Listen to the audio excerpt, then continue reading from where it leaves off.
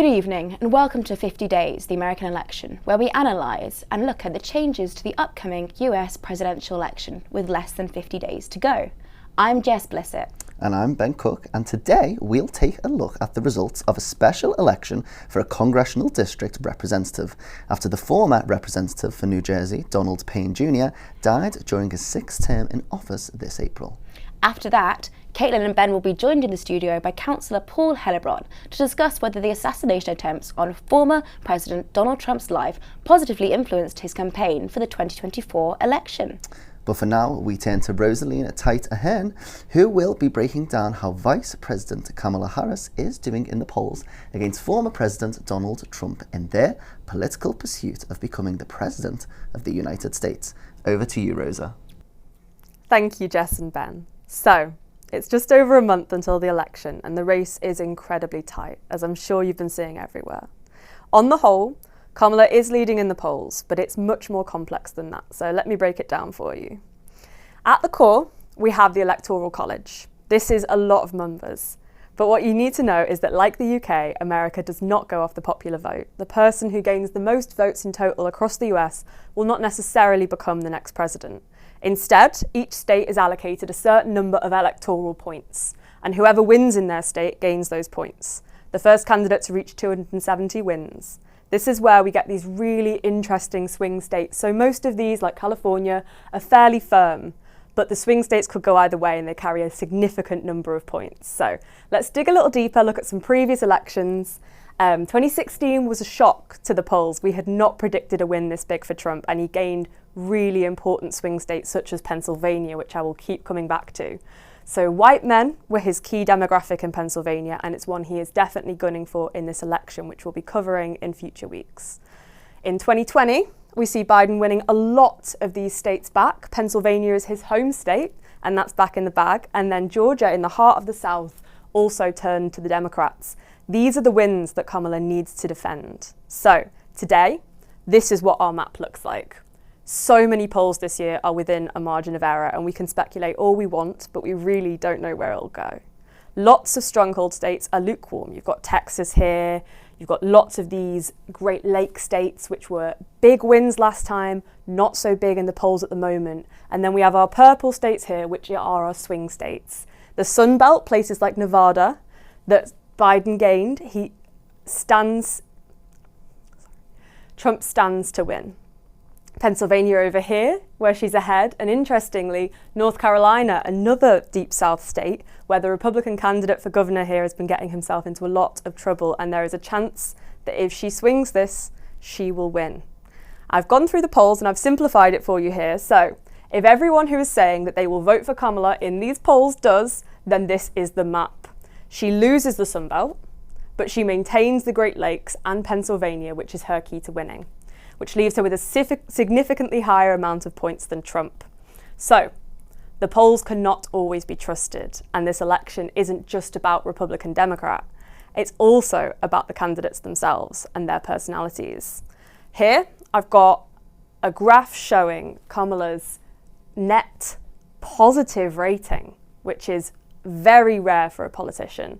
As you can see here, throughout the whole of her incumbency as vice president, she was net negative all the way along until the minute that she became the candidate for the Democrats. And she shoots up immediately. And here we've actually managed to cross over and she is positive. But on the other side, we have Trump, who's been much steadier. So I've got a graph here showing how it is basically maintained the same rate along both ways. And those who have hated him, hate him, and those who love him, love him. We know this, he's been around for a long time, and that's rarely changed. What really matters is how people see what they're offering. I've got another graphic here showing exactly that change that I was talking about. We've got September 2023, Biden doing okay, pretty much a draw with Trump. We've got a lot of undecided voters right in the middle here, right the way through, until we get to Kamala becoming the candidate. And then suddenly we have this move forward for Kamala and a massive reduction in the number of undecided voters, which shows that maybe the Democrats' gamble might pay off.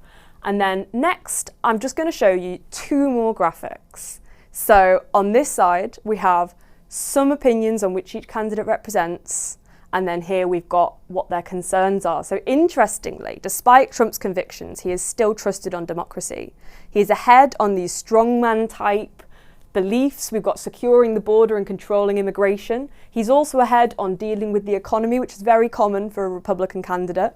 But his lead on this has decreased massively since Biden dropped out the race. And Kamala is ahead on many other things. We've got competency, change, and health. Change is very interesting considering that she is in the government currently, but she can, if she chooses, to show herself as being different to the Biden administration, which could again be what wins it for her.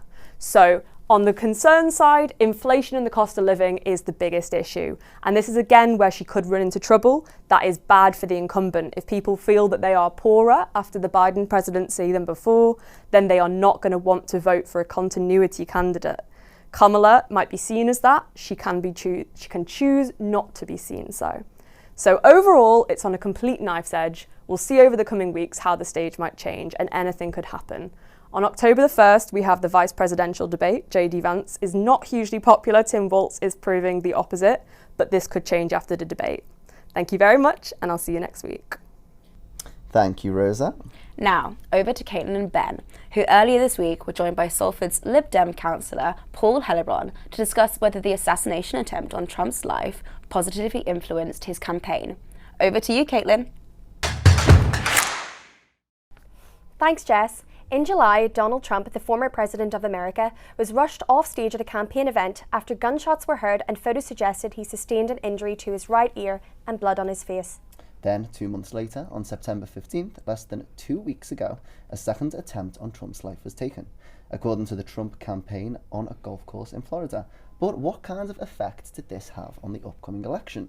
Well, joining us in the studio to discuss this in length is Salford City Councillor for Salford Quays, Paul Hellebrand. Hey, Paul, and a belated congratulations for winning. Thank you very much. Thank you for having me as well. You're very welcome. It's nice to be here. And how are you? I'm very good, thank you. You've got me on a very good day as well. Perfect. That's what we like. Yes, fantastic. So the initial assassination, that incredible photo of Trump clutching his ear, do we think it's a fair assumption to say that momentarily portrayed Trump as a martyr to the American people? Yes, so if you, someone who plays into the narrative of there's a conspiracy theory around Donald Trump or there's a witch hunt around Donald Trump, I think that's the personification that is happening in front of our eyes. Someone has physically tried to take him out at a campaign rally. Trump's base, the infamous base, which he tries to ride at the back of elections on, that's going to be energised. They're going to see, you've seen it in the last couple of years, especially since the social media generation we live in, the conspiracy theories you see online, QAnon and all of these somewhat more wacky, shall we say, conspiracy theories, they all feed into Trump's narrative. And this will certainly energise his base. It will certainly, people who are that way inclined will then give them a bit of evidence to say that there is a witch hunt after him, people are out to get him, and as he said, he's become, attempted to be a martyr for the cause. Well, Paul, this is, sorry, Caitlin, I've just jumped in. It's okay, but you go ahead. Yeah, all I was going to say is, Paul, this is the second assassination attempt now. Now within this campaign, and do you think that these attempts in the run-up to the election, it's starting to provide the impression that that violent unrest is inevitable after election day? Yeah, well, let's not forget every American president has an assassination attempt. I think 3 have actually been assassinated, but that doesn't take away from the seriousness of even if you like Trump's politics or you like the Republican Party, you like Trump, assassination attempts, there's no place for them in a modern society. In terms of coming back to your question, will it cause unrest? I think we've seen it after 2020. After the count, there was unrest over basically every state in the country. There was a bit of a paradoxical unrest, i.e. half of them were trying to say stop the vote, and the other half were trying to say start the vote, depending on which side of the coin you were on. And then obviously the big one, which had ramifications around the world, the storming of Congress. It had never been seen before. Essentially, there was an insurrection on the Congress, all from Donald Trump losing. So will it happen again? I wouldn't bet against it. Would be simple analysis. Yeah, well, we'll have to watch this space. But just moving on a little bit, Paul. So America's two-party system has stood the test of time. You know, it's been around since, I think, America was founded. As a country.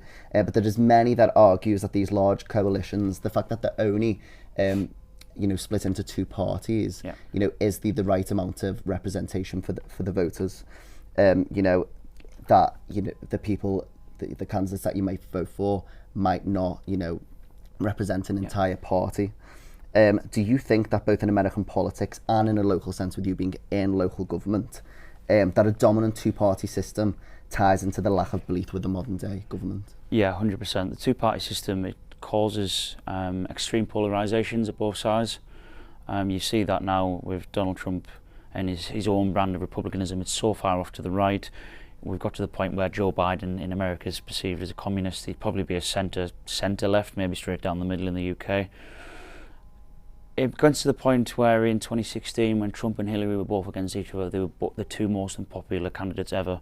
So you're voting for your less worst candidate rather than a positive vote. So you're never gonna have people engaged in the system. It's always gonna have political apathy. The UK is nowhere near as extreme. But if I ever had to refer to locally, we live in basically a one-party Salford. I would like to break that, obviously, but there's 50 out of 60 are Labour and have been since the formation of the council in 1973, so 50 years. One-party dominance is never good, or two-party systems are never good. It breeds complacency, it breeds laziness, and it's not a proper democracy. A proper democracy should have everyone's opinions, one even on the ballot paper. In America, you only have two sometimes on the ballot paper, which in the UK again is not as bad. There'll be 10, 15 candidates at general elections. But we broke through as a third party this time, 72 MPs, I have to get that on the record. We're trying to break down that two-party system. But in America, it's ingrained, it has been ingrained since the Constitution was formatted 250 years ago. I think Ross Perot tried to break it in 1992. He was a self-made billionaire who had the money to throw at it. But it's always going to be that way. They can't change the system, it's ingrained in the Constitution. So it's not good for America, it's not good for democracy. Is there anybody in America, an ideal candidate, an ideal independent candidate, I suppose, outside that two-party system represented by Donald Trump and Kamala Harris, that you would like to see in the future? Not necessarily this election, of course, but maybe in the future. That's a very good question. The only independent that's had any notoriety of note recently, although he's not anywhere near my belief system in politics, is his name's going to evade me. His first name is JFK's granddad. One of the Kennedys. He's had a lot of notoriety in this election. Again, he's got the name brand, he's got the recognition. In terms of my own inclinations, I think the one which for me growing up was the perfect candidate, and we missed the trick in terms of being able to break down the polarisation of American politics, was Barack Obama. Obama for me we'll look back and think what a waste.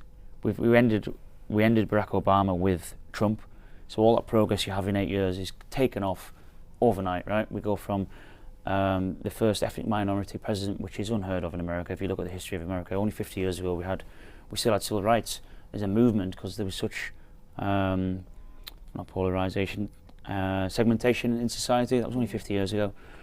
So yeah, I know he's already been the candidate and doesn't directly answer your question, but I think the one that should have been the one that stood the test of time in terms of the narrative of breaking down the polarisation and breaking down the glass ceiling in America should have been Barack Obama, and it inevitably flipped.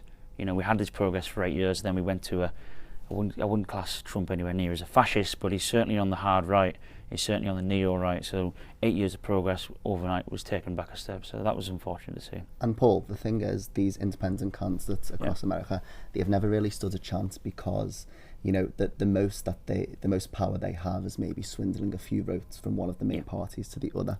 But you yourself, you actually do have experience because you were a minority on the Salford Council. So do you think that, you can sort of take power from being fewer in numbers? Did you sort of use that to your advantage? Do you think it helped you? Yes, so again, I think we've got to look at the systems in their own independent aspect. In a presidential election, it's winner takes all. So you've got to win all the primaries to get on the ballot as the candidate, then you've got to win the presidency. In a local aspect, we can make a difference with just 1 or 2. We only have a group of 2 at the minute, and we have an independent that joins us. So we have a group of 3, 2 of us are in the Quays, but we can make a massive difference on local issues, on small issues. Just this week, last week, my motion to council for the maintenance of waterways was passed, which is quite unheard of from a party with only 2 councillors on the council. We need 30 majority out of 60 to get it passed. It was to have a joined up approach, cohesiveness across the waterways. A lot of people don't realise a lot of the waterways are owned by private developers, to bring them all around the table together, and the other parties voted with us. So we can make a difference even though we're in small, because we have the apparatus to have our voice heard, and especially locally we can make a massive difference. The presidential system is somewhat different. Independents, they can even if they get on the ballot, what they can end up doing is taking away votes from their preferred candidate. So the reason JFK's granddad has pulled out is because he was taking off Trump votes. Grandson, Pardon me. Glad you corrected me. Junior. Okay, I'm glad you corrected me. He's taken votes away from Trump, but he's much more Trumpian than he is Democrat, so he's pulled out. So there's no incentive there. So unfortunately it's the system, it's not necessarily the politics. If you asked everyone blankly in America who they'd like to vote for, it'd be completely different to what they've got the choice of. Whereas in the UK, at least you can get the choice. There's a lot of independents all over the UK. We had 5 got elected to the general. They formed a small group with Jeremy Corbyn. Reform essentially started off as quite a minority fringe party. We only had 11 MPs at the last election. We've now got 72. The Greens have got 3 and 4. You've got the nationalists in Scotland, Wales and Northern Ireland. You know, it's a much more multi-party system here. And Sure. Yeah, and Paul, 2 weeks ago, according to the BBC, 71 Labour MPs voted against a motion to block the winter fuel tax. Yeah. But a staggering 53 did not at all. And although it is uncertain that this is from abstaining or other reasons, with so many non-voters, including Salford MP Rebecca Long-Bailey, do you think this sort of helps the argument that, you know, it's things you've just been saying, that this political system, this 2-party sort of idea, you know, America have it a lot more stronger than us, but do you think that even in this country, it's a big warning sign that we need to sort of reform or reshape? Yeah, so they've kind of been a victim of their own success, the Labour Party, because the majority is so big, it gives the normal, if you've got to vote for where the government's voting, narrative or normalities against them, because the people have the flexibility now, because they know the motion's going to pass, they know the policy's going to pass. But you've got a majority of about 180, so a few of them can be rebels. In terms of the policy itself, the winter fuel allowance, I think it's absolutely scandalous that was voted through. In a winter where we're seeing energy prices about to go back up, not as much as the crisis last year, but they're still going back up. They've already turned down the 2-child cap. We're hearing murmurs that they might get rid of the single person discount for council tax. There obviously, I know Labour conferences on this week, and there's going to be a budget in a couple of weeks, so more will come out. As a single person who lived by themselves for a long time, that would have been devastating for me. So coming back to the question, our system gives us the freedom to have a voice. You know, the president is a lone person, the candidate is a lone person. In our system, we can bring down governments. We saw Liz Truss just 18 months ago was brought down by her own party, not even the opposition. But I would like to keep it our system. I would even like to democratise more. I think first past the post should be reformed. The Liberal Democrats are the leaders of PR. PR would give 10, 15 parties a say in how our government is and how our country is run. We would have much more coalition government, which would have more polarising views, but in a positive sense. You see, in Germany, they never have a majority. Germany has some of the best political systems in the world, and they always have done, because they don't have a winner-takes-all system. Democracy is about representation, right? So every vote should count. Yes, that is true. Do you think maybe there are perhaps some risks with proportional representation, especially in a country, just to bring it back to the USA, that is so large? Yeah. It's quite difficult. Everyone's got different views. And in Germany, just to bring it back to proportional representation before the 1930s, that all collapsed in on itself. Yeah, indeed. What would be the risks, I guess, of proportional representation in the United Kingdom and the USA? Yeah, of course, great question. And there is different levels of PR, so it depends which model of PR you want. Do you want to be a purist? Do you want one vote for the person directly correlates to the seat? The Liberal Democrats are. I might not be as hardline on that. I think a system maybe like an AV or the list system that's used in Scotland would be more preferable. just so it keeps the extreme parties at bay. As I use Germany as an example, historically it's been a good example. The AfD have just got in Germany, so the system can be flipped on itself.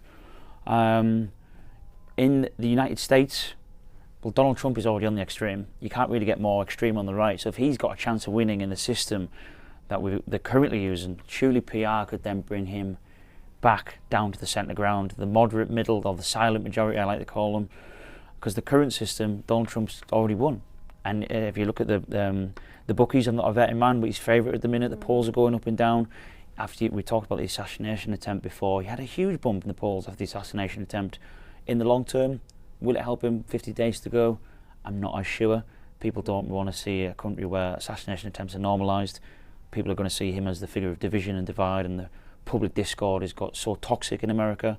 But coming back to the question, I think the system could only do better for America because the current system has already got the extremes in, so it can't get any more extreme, right? I see. Yeah, and Paul, that actually rounds this up really well. And I just want to bring things to a close. But before I do that, I would like to ask you, you stated in your manifesto during your own campaign that you're absolutely committed to improving Salford's green spaces. Indeed. What do you think of Trump and Harris's, or Trump versus Harris's, stance on environmental issues? And if you were them, what would you be doing in terms of the environment? What do you think America needs? Yeah. So Trump, for the cause of climate change and our environmental problems, has probably put, let's use an unscientific figure, I'm sure there is some exacts out there, probably put us back 20 years. We had the Paris Agreement in 2015, 2016, and then he got elected, and he's going around trumping, no pun intended, clean coal and this, that and the other, and he completely, we've got to bring the public with us. At the minute, a lot of people don't want to change, and when you're the leader of the free world, is essentially a climate denier to some degree, and he's pro-oil and pro-gas, it's the ramifications for the cause around the world are untold. In terms of what I would do if day one, if I was in the if I was lucky enough to have to be an environmental secretary or something of that nature, it's having the education. I think a lot of people, even people, think the next generation are going to be the generation sorted out. Well, I'm in my 20s, and all my friends aren't really environmentalists. They're a little bit more than my parents, and certainly more than my grandparents, naturally, right? That's just because we're more exposed to it. But we need to have much more education, and that means not just while at school, campaigns even in the media where everyone gets around it. We've seen campaigns for other things where the country unites around it. Can it be on the BBC? Can it be on a media outlet like yourself? We've got odd days, environmental days, but they're very short-lived. So a long, sustained, prolonged campaign with a lot of stakeholders involved would be the first thing I'd go to get people. We have to bring people with us. And at the moment, we don't have people coming with us. That is the main issue. In terms of Salford, again, as I'll come back to, not to put my own positives through, we've had our waterways motion passed this week, and we're hoping to go a lot further. And we've got a lot of stuff, as I said in the manifesto, to improve green space, improve the environment, and give everyone that clean, litter-free ecosystem that we want. Well, Paul, it's been absolutely fabulous speaking to you today. Good luck with everything that you've got going on. Thank you. Thanks for joining us. Thank you ever so much. Good luck. Thank you. We know that you're a very busy man. Take care. Thank you, guys. Now, let's take a look at the results of that special election for the New Jersey's 10th Congressional District Representative earlier this week. Joining me now in the studio is Rosa, who you all met earlier. Hi Rosa, can you tell us a bit more about this? Of course, yes. So as you say, Wednesday the 18th September, New Jersey have elected a new Congressional District Representative after the death of the previous rep, the Democratic candidate Donald Payne Jr. And what kind of position does a Congressional District Representative have in the US? So a congressional district is actually the area within a state that elects one member to represent it in the United States House of Representatives. So previously, this was a representative for the Democratic Party. The US House of Representatives passes federal laws, and they can affect immigration law, civil rights laws. This was a really important election. The nominees for the candidate were Carmen Bucco for the Republican Party and LaMonica McIver for the Democratic Party. Okay, and can you tell us a bit more about these candidates? Of course. So, McIver is the Newark City Council President. She's the youngest woman ever to be elected to the Newark Municipal Council, so really impressive. And Bucco is the founder of Bucco's Rising Stars Foundation. So this aims to support youth and those exiting foster care, and it's rooted in Bucco's own experience of being in care as a child. So that, I think, was a really important issue for them. McIver beat 10 candidates in a July primary to be the Democratic candidate and ultimately ended up winning the election to represent New Jersey in the House of Representatives. And so if they are elected, they'll be able to pass federal law? Yes, but only for the remaining 4 months of the year, because that is when the end of the previous term comes, because obviously this is a special election. Both the candidates are on the November ballot for the full term beginning in January 2025, so we'll see what impact these 4 months have had. Also, the representative will only be covering 3 counties, that is Hudson, Essex and Union. Perfect. And does this have any effect on the upcoming presidential election as well? Well, yes, it does have an effect. So congressional elections determine who represents your state in the federal government and which political party will hold a majority in each chamber for the next 2 years. So naturally, depending on what party they represent, it will have an effect on who holds the majority. And therefore, if Trump is to be elected, but there was a Democratic majority, this might make it very hard for him to make rules. There are some things that he can do, and the opposite situation is some things Kamala could do, but if they do not have the House of Representatives on side, they cannot pass the laws that they want, and therefore that would have a huge impact on their presidency. Oh wow, that is actually really interesting. Wow, that's great. Thank you so much, Rosa. Well, looking forward to next week. It's the beginning of October and also an incredibly exciting week for American politics as we have the vice presidential debate on October 1st. So, to discuss this, Ben Cook spoke to Chief Strategist for Republican Overseas, Errol Moorcock, and found out how he thinks the debate's going to go. Over to you, Ben. We'll get straight to it, Errol. So this is the only vice presidential debate scheduled before the big day, which will be the election on November the 5th. And typically, these vice presidential debates kind of get viewed as the undercard, just largely overlooked by voters.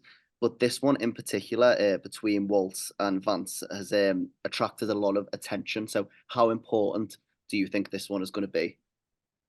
Well, it highlights a good point because usually the answer to all of these every year is not really. But this time, actually, it is important. Number one, we're probably not going to have a second presidential debate. Trump had gone for wanting 4. She wouldn't agree to those. Now Trump won't agree to whatever 2 she has. They seem like they're irreconcilable. So this is the last chance that anybody's going to have to look at these 2 campaigns, at least in a traditional sense. And because there's such, J.D. Vance is the first millennial candidate. He's only 39 years old. He's young. Walz is a very, let's go with, animated character, in good ways and bad ways for his own brand. So I think there's going to be a lot of, takeaways and one-liners and zingers. Some of the stuff that we've kind of missed from this debate cycle with a more subdued Trump. And also, we're going to be able to see the 2 policies really contrasted by very vocal and competent people in their own respect. J.D. Vance, obviously, being a lawyer, has that sort of delivery mechanism that I think will explain the complex problems in a little bit more simple way. Walz will be able to, I don't know, maybe be more excited or concise in a way that Vice President Harris hasn't been. So I think it's going to be a great actual spectacle. And I think it could actually move the needle, which I wouldn't have been able to say anything except maybe when Sarah Palin kind of overshadowed McCain in 2008. But besides that, you really haven't seen much. Yeah, and Errol, so the last actual presidential candidate debate, it was widely viewed that Harris was getting the better of Trump on the September the 10th one. And with polls showing that Waltz is viewed more favorably by Americans, a recent poll from Pew Center Research showed that Waltz is viewed favorably by 39% of Americans and unfavorably by 33%. And Vance come in just a little bit lower. Do you think that Vance is going to have a big task on his hands? He's going to have to work harder to connect with the public than Waltz is? Probably not, only because J.D. Vance is much more of a normal guy than the, let's go with, extreme situations that started with the news cycle. If you remember, Governor Walz, very uncouth, made a, very interesting claim about J.D. Vance regarding some lies that have been put out there on the internet. So immediately upon getting involved in the campaign, J.D. Vance was put through the ringer. I don't think he's gonna have a problem connecting to people. I would say that both of the favorability of these vice presidential candidates is low. So if you're talking in the hundreds of millions and a differential of a few 10 million people think both ways, it's not a huge difference. So I think they're both fighting uphill. They're both roundly disliked by the opposition. So they're sort of, going to have to be convincing their own party. I do think that JD Vance is just a much more likable guy when you see him on stage. When you see him in the sound bites and you take clips of his past, as he's a millennial, like 10 years ago, he was 30 years old. He's a very different guy. So I think it'll be a good chance for the country to actually see JD Vance for who he is, see his policies, his economic nationalism, the types of things that Trump voters want to see, getting the MAGA agenda sort of, focused. And I think Walz also has an uphill battle to kind of combat his sort of minstrel-like performances where he demonstrates himself almost as this, typical person, despite having a controversial history of, dodging military deployment and then claiming that he was deployed. No shame in not going, but don't say you went there. No shame in leaving and having being demoted in rank, but there's kind of a problem if you said you kept that rank. So these kind of things, that's probably going to get brought up because JD Vance is a Marine who was deployed in a combat zone, and Governor Walz lied about that kind of stuff, which is a really big deal to the American voter. Yeah, and the Harris campaign has sort of acknowledged that, haven't they? And sort of made somewhat of an apology. But Walz, coming back to Walz, and we'll go on to we'll go on to Vance, stay on Vance, and then we'll go back to Walz. But Walz has dubbed Vance as an out of touch Ivy Leaguer, and then we obviously have Vance's comments, obviously about the Haitian eating animal saga, and what some might say quite extremist views on abortion. Do you think he's going to have a lot to answer for in terms of abortion, the comments he's made about the Haitians, and especially with the abortion related death in Georgia, a big point of contention? Do you think that Walz is really going to come for him on that, and that Vance will have a lot of explaining to do on those sort of very right-wing policies? Well, JD Vance's beliefs obviously have been a little bit more far to the right than President Trump's, right? And I think that's pretty well acknowledged. Also, a lot of times, you see growth in somebody based on their lifestyle. So since he was 30 till now, he has 3 kids, converted to Catholicism. I think a lot of his ideologies have shifted. However, I mean, the Trump policy is, exceptions for the mother, something much more European in terms of the length of time allowed before an abortion is decided.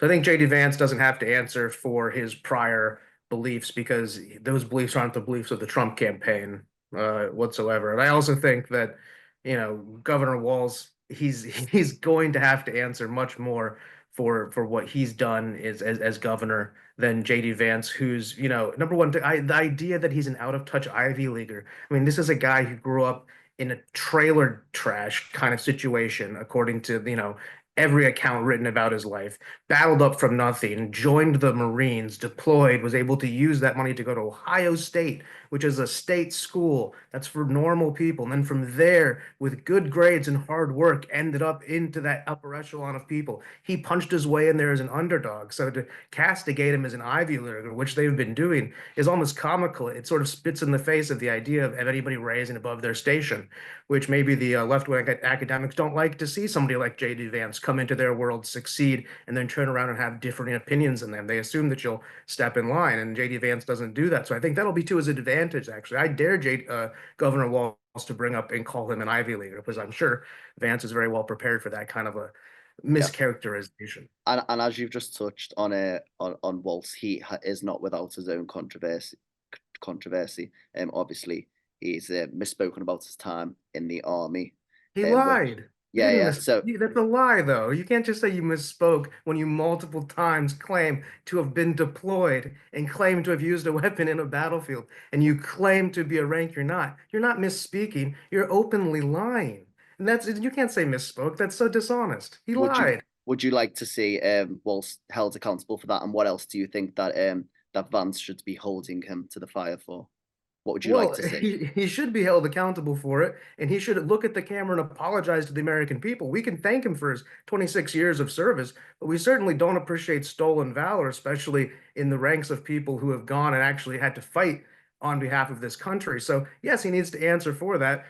But what he's going to have his feet held to the fire for will be the fires that he allowed to burn in Minneapolis when BLM riders, shut the place down, burned it down, and him and Kamala Harris teamed up to bail them out of jail. His policies that were very left-wing, pro-transgender in-school policies that our voters don't like to see. These are the things we're going to hammer on. We're going to hammer them on. Basically, he's going to be a scapegoat because it's not his fault. He wasn't in the Biden administration, but the policies of the Biden administration are Kamala Harris's policies, and so he will have to answer for those policies. And it's been a lot of inflation, it's been a lot of very expensive credit, and it's been a lot of degrowth for the middle class. Yes, if you own stocks, which is 10% of the American people, and you own very specific tech stocks, you did very well. But everybody else stagnated. Well, prices doubled, and their lives got worse.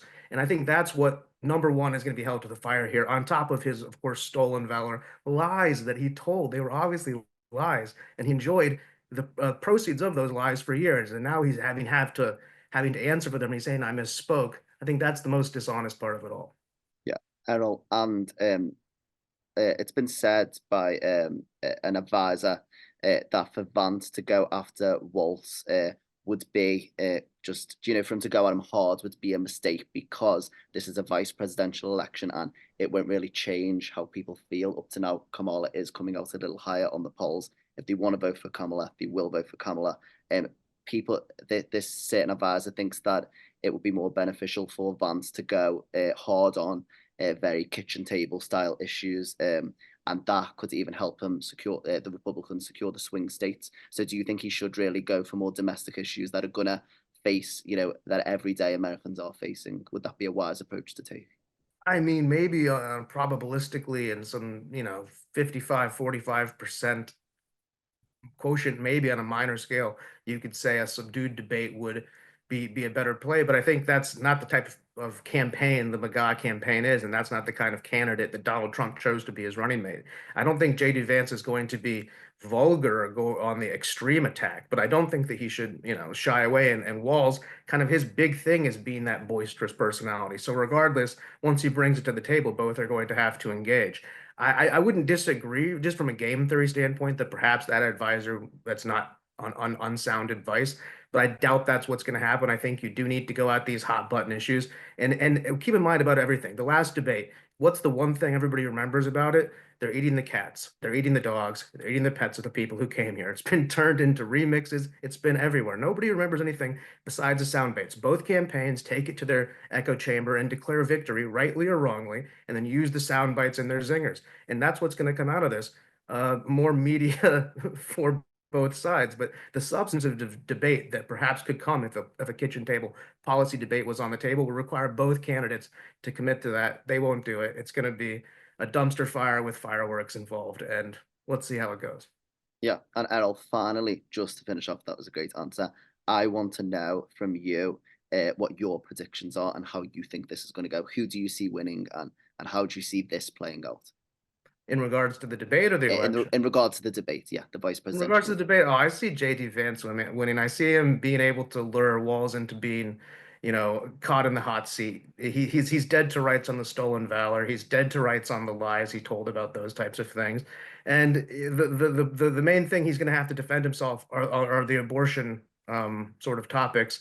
And that's where he's going to have to admit that his policies aren't where the campaign is. I think if he keeps himself cool-headed, which he does, he has that experience. The great thing is he's young, he's a millennial. Tim Walz is older. He doesn't really have that aura about him. And I think it's going to be a victory for J.D. Vance. Okay, amazing. Errol, thank you very much. Well, that's all we have time for today. Be sure to join us next week when we discuss whether American politics has become more about the person than their policies. On behalf of everyone here at 50 Days, I am Ben Cook. And I'm Jess Blissitt. Thank you and good night.